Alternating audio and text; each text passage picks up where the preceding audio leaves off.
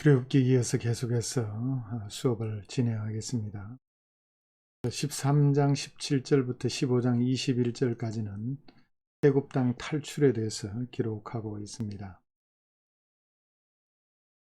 출애굽기 12장 37절에 의하면 여자와 어린아이들 외에 60만 명의 남자들이 애굽 땅을 떠났다고 기록하고 있습니다.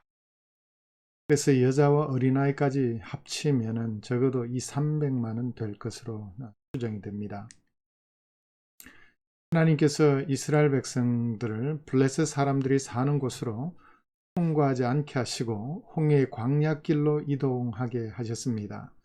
그 이유는 그쪽으로 애굽 수비대가 있기 때문에 수비대와 맞닥뜨리면 되돌아갈 수 있기 때문에 우회시킨 것입니다. 하나님께서는 낮에는 구름 기둥으로 인도하시고 밤에는 불 기둥으로 인도하셨습니다. 아마 여러분 성지순례를 해보신 분은 아시겠지만 시나이 반도를 가다 보면요 완전 사막입니다. 단 며칠도 구름 기둥 없이는 갈 수가 없고 밤에는 불 기둥이 없이는 추워서 살 수가 없습니다. 그래서 하나님께서는 낮에는 구름 기둥으로 인도하시고 밤에는 뜨뜻한 불을 넣어서 불 기둥으로 인도해 주셨습니다. 자, 바로가 이스라엘 백성들을 보낸 뒤에 마음이 바뀌어서 이들을 추적합니다. 이스라엘 백성들은 앞에는 홍해, 뒤에는 애국 군대에서 추격을 당하게 되었습니다. 자, 백성들은 원망합니다. 심히 두려워 떱니다. 그리고 애굽에서 매장지가 없어서 우리로 하여금 이곳에 죽게 하느냐, 차라리 애굽 사람을 섬기리라 라고 얘기를 합니다. 이때 모세는 백성들을 향해서 너희는 두려워하지 말고 가만히 있어서 여호와께서 오늘 너희를 위하여 행하시는 구원을 보라. 너희가 오늘 본 애굽 사람을 영원히 다시 보지 아니하리라. 여호와께서 너희를 위하여 싸우시리니 너희는 가만히 있을지니라 라고 얘기를 합니다. 하나님께서 모세에게 지팡이를 바다 위로 내밀어 갈라지게 하라고 명하셨습니다. 그러자 홍해가 갈라졌습니다. 홍해를 기적적으로 갈라 이스라엘 백성들을 건너게 하셨고 모세가 다시 바다를 가리키자 바닷물이 원래대로 흘러서 따라 들어갔던 애굽인들은 모두 물에 빠져 죽게 되었습니다. 이 사건은 이스라엘 백성들이 역사 속에서 길이길이 하나님의 위대하심을 찬양하는 노래가 되었습니다. 홍해를 갈라 구원하신 사건을 통해 백성들은 하나님을 경외하고 하였고 모세를 믿었다고 성경은 기록하고 있습니다. 출애굽기 15장에는 모세의 노래와 미리암의 노래가 기록되어 있습니다. 하나님이 주되심을 천명합니다. 야훼란 말이 10번이나 등장하고 있습니다. 오른쪽의 사진들은요, 제가 이집트 성지순례 때 찍은 사진입니다. 이스라엘 백성들의 윗사진은 이스라엘 백성들이 종살이할 때 살았던 집들의 자녀들인데 정말 열악한 환경들이었습니다. 자, 이것 밑에 사진은 아마 어느 호수 같은데 이스라엘 백성들이 걷는 것으로 추정되는 호수 혹은 그 수에즈 운하가 있는 그 지역의 한 부분인 것 같습니다. 제가 이 사진을 찍은 지가 오래돼 가지고 잘 기억은 나지 않습니다만은 아무튼 홍해를 건너면서 어느 곳에서 찍은 사진입니다. 15장에서 18장까지는 광야에서 시험당한 이야기를 기록하고 있습니다. 15장 1절에서 21절의 찬양은 22절에서 26절로 가면서 불평으로 곧 바뀌어 버립니다. 너무나도 순식간에 찬송이 불평으로 바뀌어 버립니다. 몇 차례 위기를 맞게 됩니다. 마라의 썬물 때문에 물 때문에 불평하게 되었고 하나님께서 나무를 넣어서 기적적으로 썬물을 단물로 바꾸어 주셨습니다. 또 양식 때문에 불평했고 러비딤에서는 물이 없어서 또 불평하게 되었고 17장에 가면 아말렉인들의 침략으로 인해서 어려움을 당했고 또 모세의 건강 상태 때문에 어려움을 당했습니다. 모세의 업무가 너무나 과중해서 힘이 든 사건이 있었습니다. 자, 본문을 관통하는 중심 단어가 있습니다.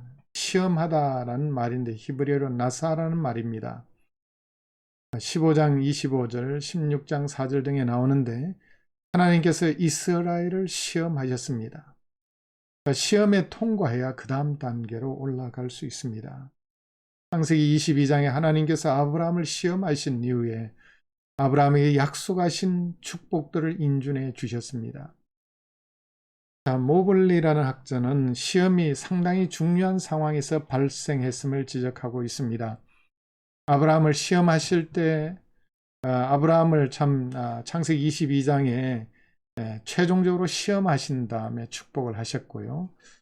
애굽에서 구원받은 후 이스라엘 백성의 운명이 시작되는 시점에 시험하셨습니다. 15장 16장에 또 십계명을 주신 직후에 시험하셨고 40년간 광야 생활에 대해 말하면서 또한 시험하셨고 거짓 선지자 분별에 대해서 말씀하시면서 시험하신다고 하셨고 제사장 직분을 수여받을 때 시험하셨고 신명기 33장 8절입니다.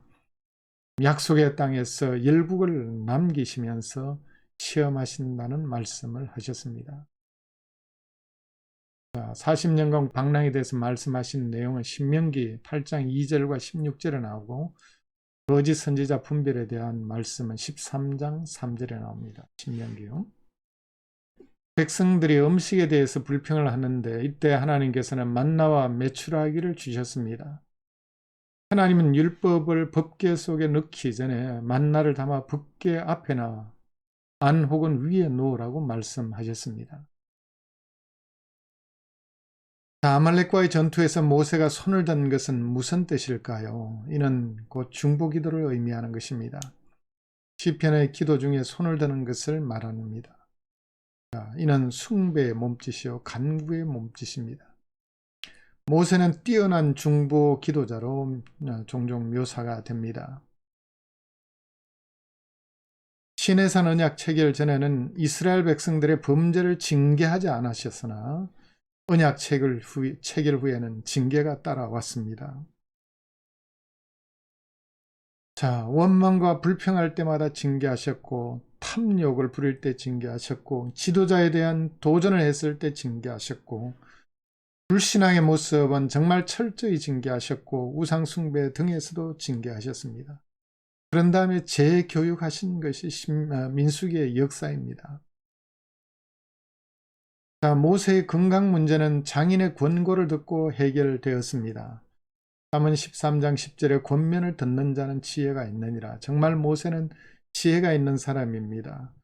하나님의 백성이 아닌 장인의 말을 듣고 정말 자신의 그 건강 문제를 해결하게 됩니다. 이런 권고는 하나님의 사자가 전한 것이 아니라 미디안 제사장 이드로에게서 온 것입니다. 가장 기대치 못한 사람에게서 문제 해결책이 온 것입니다. 오른쪽에 이 사진은 제가 성지순례 중에 시나이 반도를 지나면서 찍은 사진입니다. 모양이 이렇습니다. 이렇게 사막인데 여러분 구름기둥 불기둥 없이는 살 수가 없습니다. 이스라엘 백성들은 한편으로 이해가 되었습니다. 이러니까 원망 불평했구나.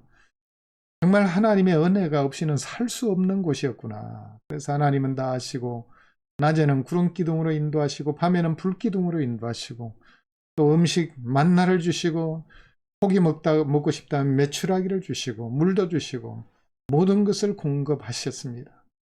그래서 하나님의 백성은 한순간 한순간 하나님의 은혜만을 의지하고 살아야 할 것임을 이 시내 반도를 건너면서 깨닫게 되었습니다. 출애굽에서 가나안까지 입성의 과정을 이제 한눈에 한번 보게 될 것 같으면요. 이제 중요한 사건들을 한번 보겠습니다.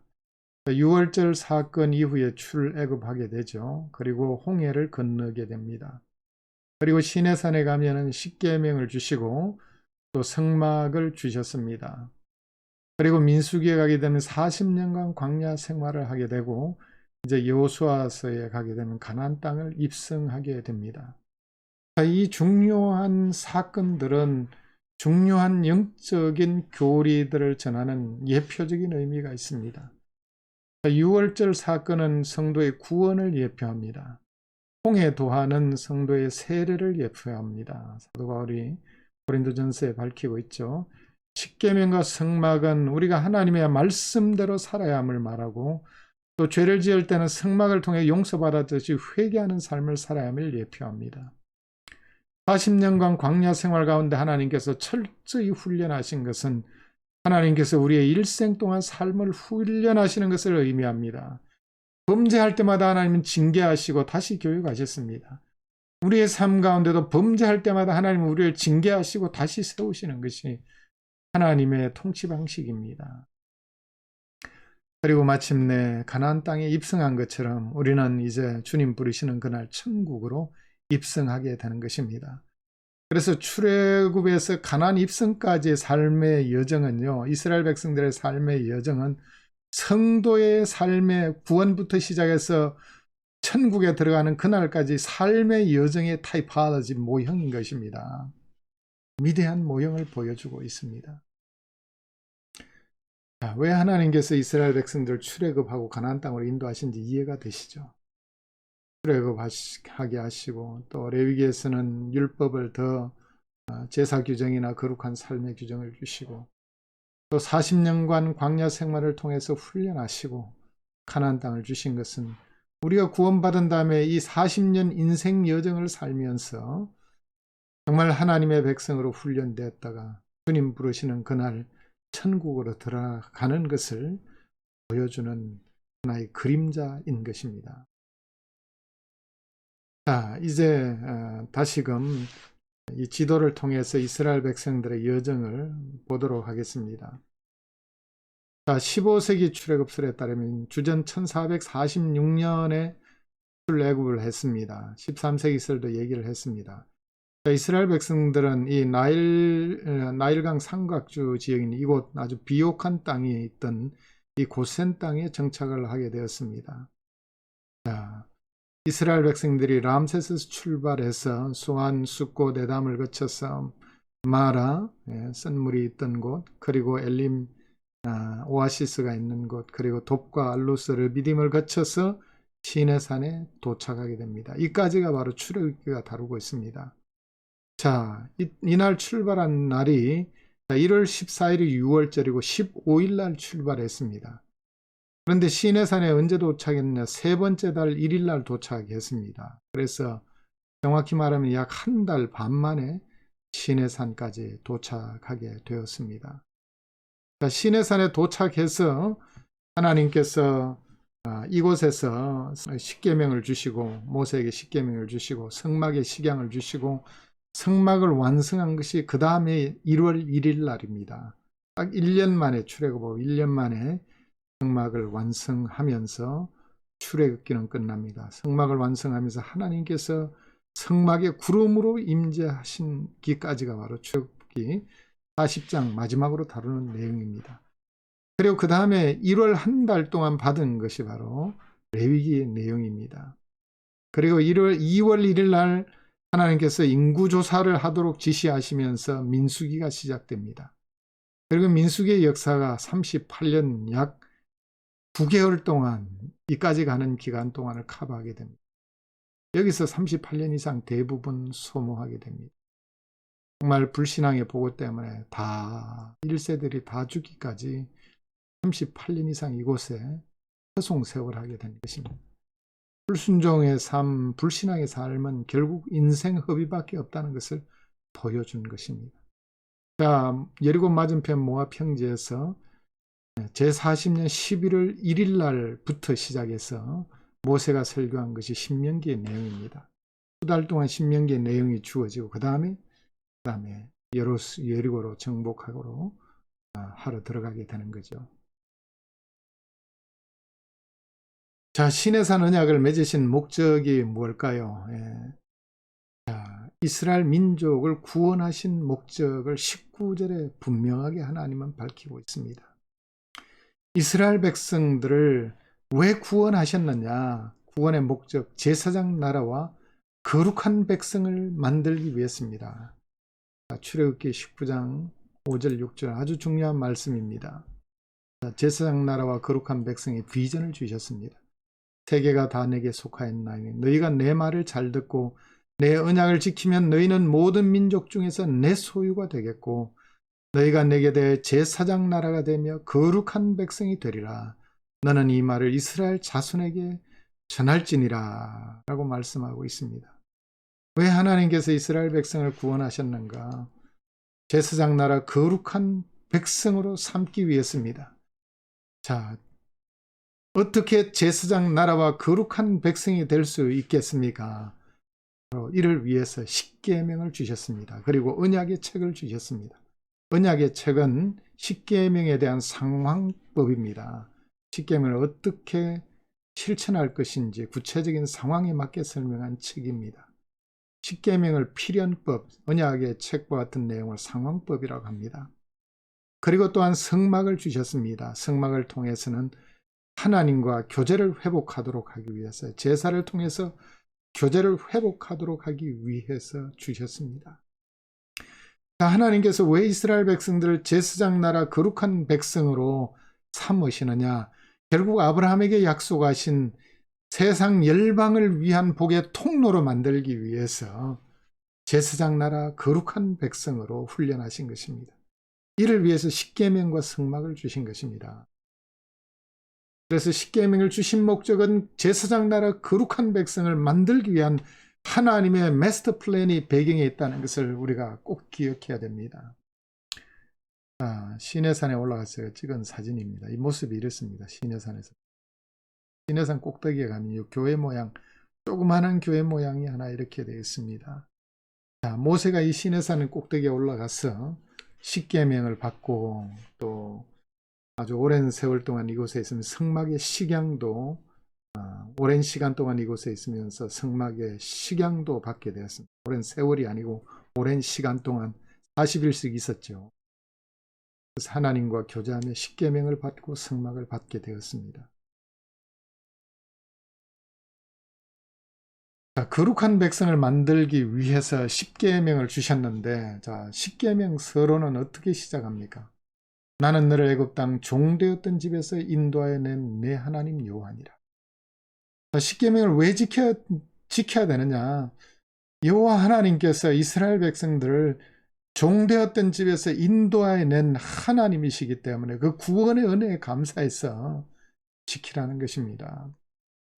십계명 1계명부터 제4계명까지는 하나님에 대한 계명입니다. 오직 여호와 하나님만 섬기라. 나 외에 다른 신들을 섬기지 말라고 하나님 말씀하시고, 우상 숭배하지 말고 우상을 만들어 섬기지 말라. 여호와 이름 망령되 이끌지 말라. 안식일을 기억하여 거룩히 지키라. 모두 하나님에 대한 계명인데 한마디로 요약하면 하나님 사랑하라는 것입니다. 그 다음에 제5계명부터 10번째 계명은 부모 공경, 살인, 간음, 도둑질, 거짓 증거하지 말고 탐내지 말라는 것이 5계명에서 10번째 계명입니다. 이는 요약하면 이웃사랑입니다. 그래서 하나님 사랑, 이웃사랑이 십계명의 핵심적인 정신입니다. 십계명 주로 하지 말라는 규정으로 되어 있습니다. 8개가 부정명령문 형태로 되어 있습니다. 아주 강한 부정문 형태입니다. 십계명을 하지 말라는 것, 안 하는 게 근본 정신, 기본 정신임을 알 수가 있습니다. 그래서 왜 하나님이 이렇게 말씀하셨을까? 타락한 인간은 너무나 자기중심적이기 때문에 하나님이 뜻에 어긋난 일을 너무나 자주 하기 때문에 이를 방지하기 위해서 8개나 부정명령문 형태로 주셨습니다.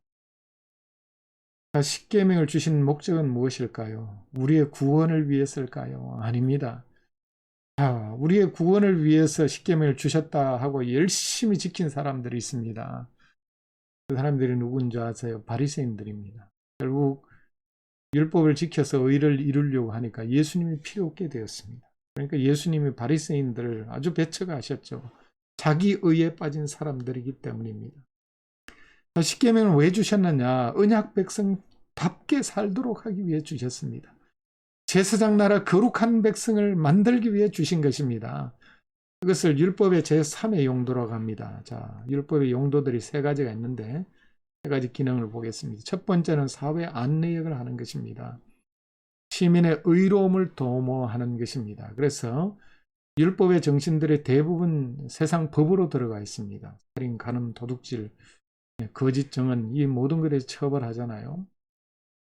그 다음에 율법의 두 번째 기능은 죄를 깨달아 그리스도께 가도록 하기 위해서입니다. 십계명을 볼 때 나는 죽었구나, 나는 죄인이구나 하는 사실을 깨닫게 됩니다. 그래서 예수 그리스도께 달려가지 않을 수가 없습니다. 세 번째 십계명의 가장 중요한 정신은 그리스도인으로 하여금 거룩한 삶을 살도록 하기 위해서 주셨습니다. 우리는 십계명을 볼 때 하나님이 무엇을 원하시고 바로 이 십계명을 지키게 될 때 우리는 거룩한 삶을 살게 되는 것입니다. 그래서 거룩한 백성이 되어서 제사장 나라가 되고 세상 열방을 위한 복의 통로로 우리는 쓰임받을 수 있게 되는 것입니다. 십계명의 대분류를 다시 한번 요약해 보면요. 하나님과 관계된 계명 4가지입니다. 나 외에 다른 신을 두지 말라. 우상을 만들지 말라. 세 번째, 여호와 이름을 망령되이 부르지 말라. 안식일을 기억하여 거룩하게 지키라. 하나님과 관계된 것이고 하나님 사랑과 관계된 것입니다. 5계명부터의 10번째 계명은 사람과 관계된 계명입니다. 내 부모를 공경하라. 가장 참 관계 중에 첫 번째 관계인 부모님을 공경하라고 말합니다. 6계명 살인하지 말라. 7계명 간음하지 말라. 도둑질하지 말라. 거짓 증거하지 말라. 탐내지 말라. 10가지 계명입니다. 오늘날 기독교인들이 비난을 받게 되고 정말 개독교인이라고 이렇게 참 취급을 당하는 주된 이유가 어디 있느냐. 주로 교회 교인들이나 또 교회 지도자들이 세상 가운데서 이 십계명을 자주 어기기 때문입니다. 이런 것 어길 때마다 또 대서특필을 하잖아요. 그렇게 되면서 기독교의 이미지가 점점 땅에 떨어지게 되는 것입니다. 여러분, 우리 크리스찬은 이 십계명을 지키는데 목숨을 걸어야 됩니다. 이를 통해서 의를 이루기 위해서가 아니라 하나님의 거룩을 이루기 위해서 우리는 철저하게 이 계명들을 지켜야 되는 것입니다. 하나님의 영광을 가리지 않기 위해서 우리는 지켜야 됩니다. 십계명의 특징을 보겠습니다. 8개의 부정문과 2개의 긍정문으로 되어 있습니다. 안식일 지키는 것과 부모 공경하는 2개만 긍정문으로 되어 있습니다. 십계명 규범적이라기보다는 금지적인 성격이 강합니다. 왜냐하면 인간은 자기중심적이기 때문에 자기중심적인 욕망, 탐욕을 방지하기 위해서는 금지할 수밖에 없는 것입니다. 히브리어에는 금지의 2가지 형태가 있습니다. R 플러스 지시동사나 혹은 로 플러스 미완료형 동사를 사용합니다. 후자의 의미가 더 강합니다. 십계명에는 주로 2번째 형태의 금지 명령들입니다. 십계명 강력한 형태의 부정어법을 사용하고 있습니다. 하나님은 무서운 신년 가운데 십계명을 주셨습니다. 그 이유는 하나님을 경외하도록 하기 위해서입니다. 이 경외는 영어 성경에 보면 fear of God으로 되어 있습니다. 하나님 경외. 하나님을 두려워하는 데서 진짜 경외심이 나타나게 되는 십계명을 이제 하나씩 한번 볼까요? 제1계명은 누구에게 예배 드려야 하는가를 다루고 있습니다. 오직 하나님께 예배 드리라는 것입니다. 제2계명은 종교적 예술은 허용되지만 하나님 형상 만드는 것은 금지합니다. 아론이 지은 죄가 뭡니까? 모세가 시내산에 올라가서 내려오지 않자 황금송아지 만들어 놓고 하나님이라고 섬긴 것입니다. 이렇게 우상을 만들어 놓고 하나님이라고 섬기지 말라는 것이 제2계명의 핵심입니다. 여러분, 우상은 사람들이 실어 나릅니다. 그러나 하나님은 내가 너희를 등에 업고 다닌다고 말씀하고 있습니다. 제3계명은 망령되이 하나님의 이름을 망령되이 걷지 말라고 하는데 이 망령되이란 말은 실체가 없다, 가치 없다, 무의미하게 하나님의 이름을 부르지 말라는 것입니다. 이런 뜻으로 여러분 가끔씩 보면 어떤 사람 페북에서 하나님 이름 가지고 농담하는 사람이 있습니다. 큰일 날 일입니다. 그렇게 해서는 안 됩니다. 제4계명은 안식일 준수는 자신의 일을 우상화하는 것을 막아줍니다. 약자들의 쉼을 배려해서 제4계명을 주셨습니다. 제5계명은 공경은 복종보다 어려운 것입니다. 부모를 공경하라고 그랬잖아요. 복종은 미워하면서도 할 수 있지만 공경은 그렇지 않습니다. 공경은 하나님께 사용된 말입니다. 그런 정신으로 부모를 공경하라는 말입니다. 그렇다고 부모를 예배 대상으로 삼으란 말은 아닙니다. 제6계명은 이는 전쟁에서 살상을 금하는 것이 아닙니다. 분노나 탐욕 때문에 살상을 금하고 있습니다. 예수님은 분노나 비하하는 말이나 욕실까지 금하고 있습니다. 이런 것도 살인과 같다라고 말씀하셨습니다. 제7계명은 결혼의 존엄성을 아주 높이 평가하고 있는 말씀입니다. 육체적인 것만이 아니라 마음의 음욕까지 금하고 있습니다. 7계명이 없다면 가정들이 깨지기 때문에 하나님께서 금하고 있습니다. 제8계명은 재산을 도둑질하거나 유괴나 혹은 표절이나 탈세 등도 여기에 해당되는 것입니다. 제9계명은 법정에서 거짓증언을 1차적으로 염두에 두고 있습니다. 옛날 구약시대는 두세 증인이 거짓말하면 한 사람 죽일 수도 있습니다. 거짓증언은 절대 있어서는 안 되죠. 또 시장에서 공정한 거래를 위해서도 정말 진실해야 되죠. 사람의 인격을 손상하는 말들을 또한 금하고 있습니다. 10번째 계명은 생각과 감정까지도 도덕성이 중요함을 가르치고 있습니다. 탐욕은 모든 죄의 배경에 깔려 있습니다. 그렇죠. 그래서 탐심은 우상 숭배라고 말하고 있습니다. 돈이나 명예욕이나 권력욕, 모든 탐욕은 우상 숭배와 같은 것입니다. 하나님보다 앞서 있는 것들이기 때문에 우상들이죠. 그래서 십계명 마지막에 있다고 덜 중요한 것이 아니라 어떤 의미에서는 가장 중요하고 근본적인 죄가 10번째 계명으로 어기는 데서 출발한다는 것을 알 수 있습니다. 언약의 책은 20장 22절부터 23장 33절까지 내용인데 주로 십계명에 대한 상황법입니다. 실제적인 구체적인 신뢰들을 들고 있습니다. 제단에 관한 법이 나오고요. 제2계명에 대한 상황법입니다. 제단 규정입니다. 그 다음에 종에 관한 법이 나오는데 제7년에 종에게 자유를 선포하도록 명하고 있습니다. 그 다음 폭행에 관한 법 제6계명의 상황법입니다. 상황에 맞는 6계명을 상황에 맞도록 적용할 수 있는 방법을 가르치고 있는 거죠. 그 다음에 임자의 책임에 대한 것 제6계명의 상황법입니다. 소가 받는 버릇이 있는데 주인이 방치해서 다른 사람을 받아 죽이게 되면 임자도 사형에 처해질 수 있습니다. 꼭 사람을 죽여서가 아니라 소 관리 잘못해도 죽을 수 있다는 걸 보여주고 있습니다. 6계명의 상황법입니다. 그 다음 배상에 관한 법이 나오는데 제8계명의 상황법입니다. 그리고 도덕에 관한 법이 나오는데 제1, 7, 9계명의 상황법입니다. 공평에 관한 법이 나오는데 이는 제9계명에 대한 상황법입니다. 정의를 말씀하고 있습니다. 그 다음에 안식년과 안식일에 관한 법이 나오는데 제4계명의 상황법이 되겠습니다. 그 다음에 세 가지 절기에 관한 법이 나오는데 3대 절기 규정입니다. 그 다음 명령과 약속에 대해서 말씀하시는데 순종 시에 누리게 될 복을 약속하고 있습니다. 24장에는 이렇게 십계명과 언약의 책을 주신 다음에 이제 언약을 체결하는 내용이 나옵니다. 12개의 돌 기둥을 세우게 되는데 이는 12지파를 상징하고 또 송아지를 잡아 번제와 화목제물을 드리고 피를 받아 반은 제단에 뿌리고 제단에 뿌렸다는 것은 하나님께 드린 것을 말합니다. 언약의 책을 백성들에게 낭독했습니다. 그러자 백성들은 모든 말씀을 지키겠다고 대답합니다. 모세는 받은 피의 나머지 반을 백성들에게 뿌리면서 당신들과 세운 언약의 피라고 말합니다. 이 피 뿌리는 의식에 대해서 이스라엘 백성의 성별을 상징한다. 듀람이라는 사람 보고 있습니다. 그런데 전통적인 견해는 고대 건동의 언약 체결 시에 피 뿌림은 목숨을 건 언약 준수를 의미한다라고 봅니다. 언약을 어길 시에는 죽는다는 뜻입니다.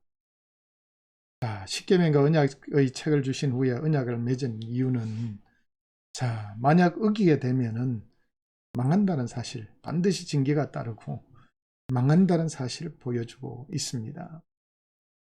자, 첫 번째, 두 번째 견해 중에서 두 번째 견해가 더 신빙성이 있지 않나 생각이 됩니다.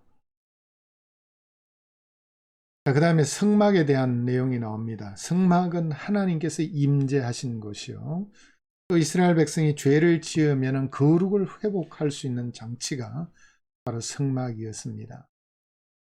성막을 주신 목적은 하나님께서 이스라엘 백성과 함께 거하시면서 만나기 위해서 주셨다고 말씀합니다.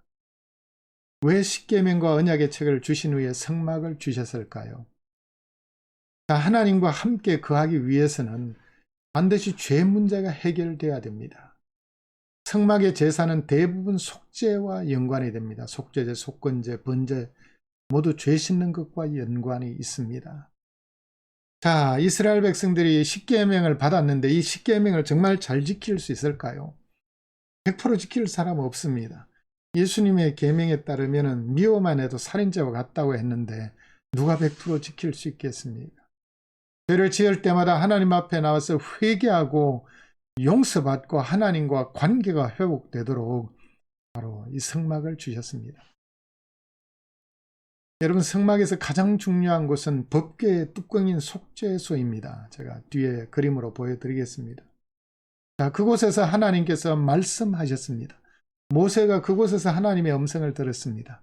또 죄 용서받는 곳이 바로 그곳이었습니다. 그곳에 피를 뿌리면 하나님께서 이스라엘 백성들의 죄를 용서해 주셨습니다.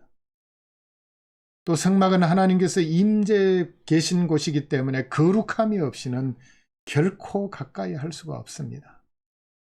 성막에서 섬기는 제사장은 거룩이 필수였습니다. 그래서 7일간 위임식을 했습니다. 레위기 8장에서 10장에 다루고 있습니다. 그리고 주님의 성직자라는 패를 부착해 했습니다. 옛날 개역 한글 성경에는 여호와께 성결이라는 패를 부착한 걸로 나옵니다. 또 성전의 기물까지도 거룩해야 했습니다. 제단을 위해서 일주일간 속죄제를 드렸습니다. 성막은 거룩한 백성을 만들기 위한 하나님의 임재의 처소였던 것입니다. 자, 성막을 이제 봉헌하자 푸름이 회막을 덮게 되고 주님의 영광이 성막에 충만하게 되었습니다. 출애굽기 40장 34절에 나옵니다. 자, 이 사건은 중요합니다. 하나님께서 성막에 임재하시면서 이스라엘 가운데 하나님이 함께 계신다. 하나님이 언제 사람들로부터 떠나버리셨죠?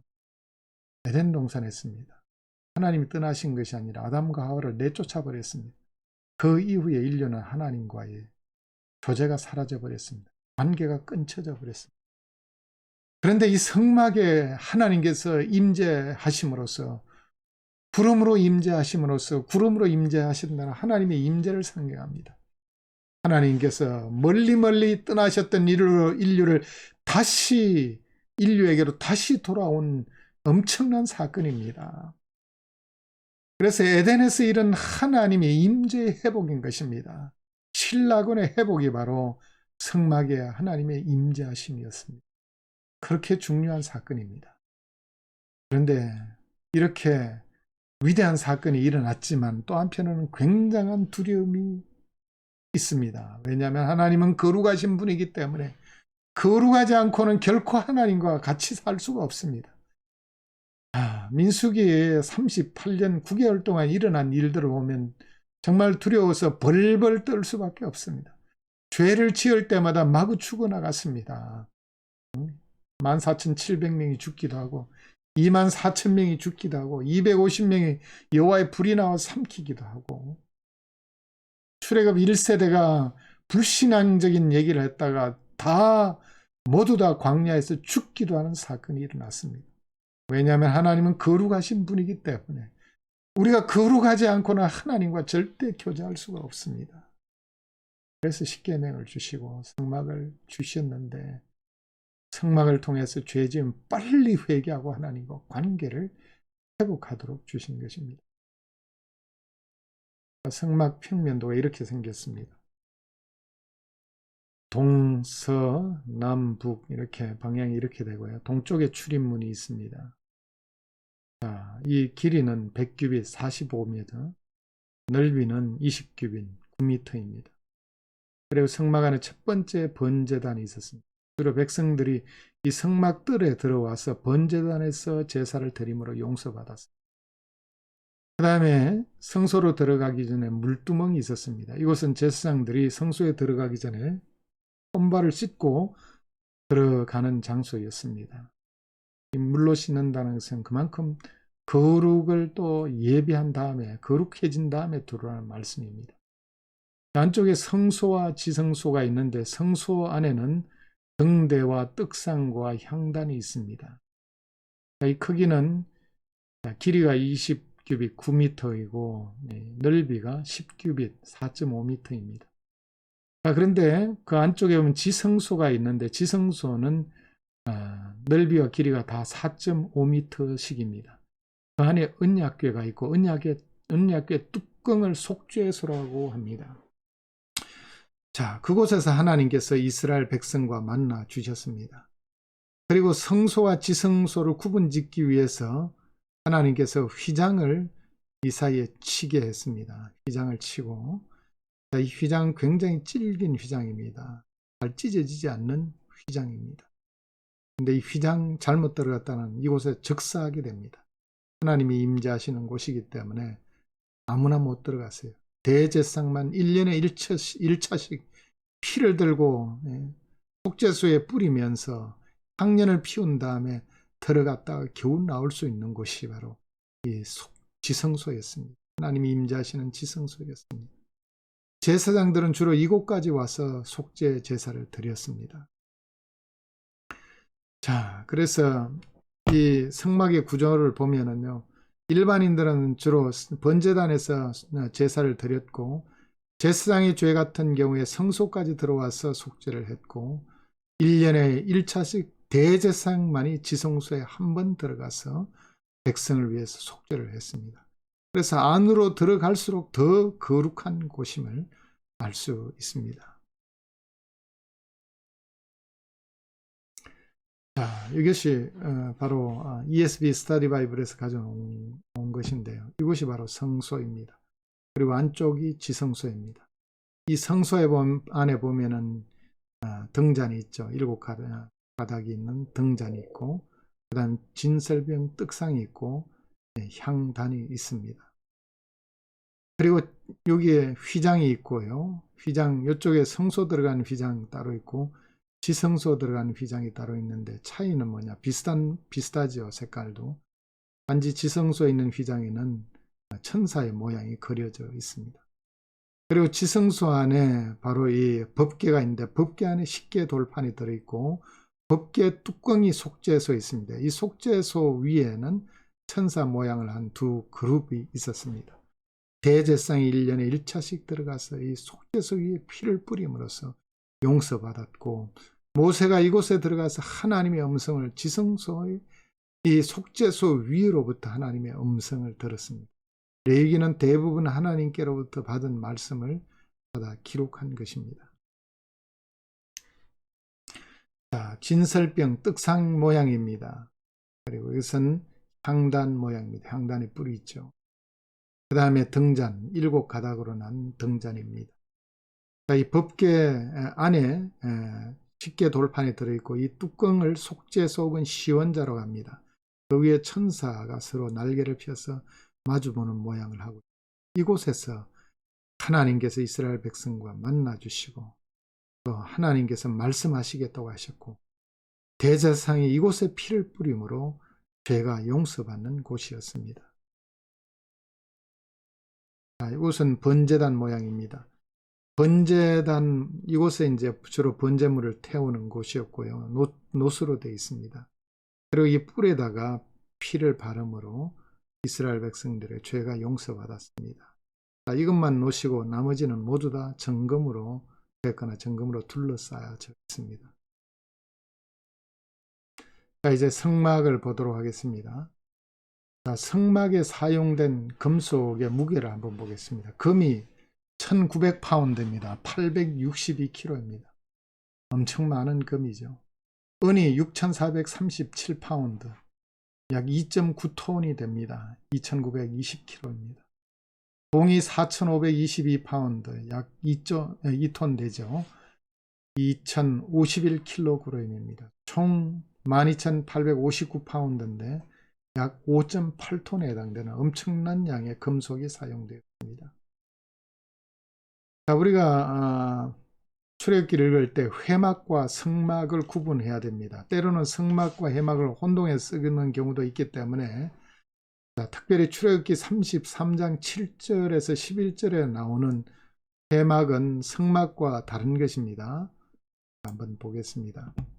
모세가 항상 장막을 취하여 진 밖에 쳐서 진과 멀리 떠나게 하고 회막이라 이름하니, 여호와를 앙모하는 자는 다 진 바깥 회막으로 나아가며, 모세가 회막으로 나아갈 때에는 백성이 다 일어나 자기 장막문에 서서 모세가 회막에 들어가기까지 바라보며, 모세가 회막에 들어갈 때 구름 기둥이 내려 회막문에 서며 여호와께서 모세와 말씀하시니, 모든 백성이 회막문에 구름 기둥이 서 있는 것을 보고 다 일어나 각기 장막문에 서서 예배하며, 사람이 자기 친구와 이야기함 같이 여호와께서는 모세와 대면하여 말씀하시며, 모세는 진으로 돌아오나 눈의 아들 젊은 수종자 여호수아는 회막을 떠나지 아니하니. 그래서 성막이 완성되기 전에 한 장소에 회막을 치고 그곳에서 하나님께서 만나 주시고 모세에게 지시하신 곳이 회막이라는 곳입니다. 그래서 이곳 회막은 성막이 완성되기 전에 하나님과 만나던 장소입니다. 그래서 성막과는 다른 것입니다. 자, 회막은 임시적인 것이고 진 밖에 있었습니다. 자, 장막이 아니라 회막입니다. 그리고 성막은 성전이 세워지기까지 진 중앙에 위치해 있었습니다. 자, 성막 설계는 하나님께서 하셨습니다. 십계명도 하나님께서 주셨습니다. 모세는 여호와께서 명하신 대로 지었을 뿐입니다. 하나님의 명령은 생각하고 토론할 대상이 아니라 시행하고 실천해야 할 대상임을 알 수가 있습니다. 성막과 제사장의 의복에 필요한 재료들, 백성들이 자발적으로 바친 헌물로 만들어졌습니다. 자, 우리가 성막을 해석할 때 주의해야 할 점이 있습니다. 너무 상징적으로 해석해서는 안 됩니다. 개별적인 기구나 천이나 커튼의 고리나 색깔에 숨겨진 의미를 너무 찾으려고 하지 말아야 됩니다. 그러나 성막에 상징적인 요소가 있다는 점도 알아야 됩니다. 자, 대칭적인 요소들, 뜰의 길이는 너비의 2배, 성소는 지성소의 크기의 2배, 지성소는 한 변이 10규빗으로 된 정사각형 모양입니다. 자, 기구에 사용된 금속도 거룩성 정도를 보여주고 있습니다. 중요한 것일수록 더 값진 금속을 사용했습니다. 금을 사용했고 번제단은 놋을 사용했습니다. 지성소와 성소에 있는 것은 대부분 금을 사용했습니다. 정금은 궤, 속죄소, 진설병상, 등대, 분향단 등이고 놋은 물두멍과 제단은 놋으로 되어 있습니다.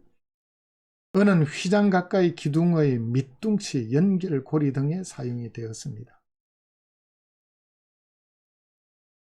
섬유 재료도 정도의 차이가 있습니다. 가장 중요한 천은 성소와 지성소를 구분하는 휘장이었습니다.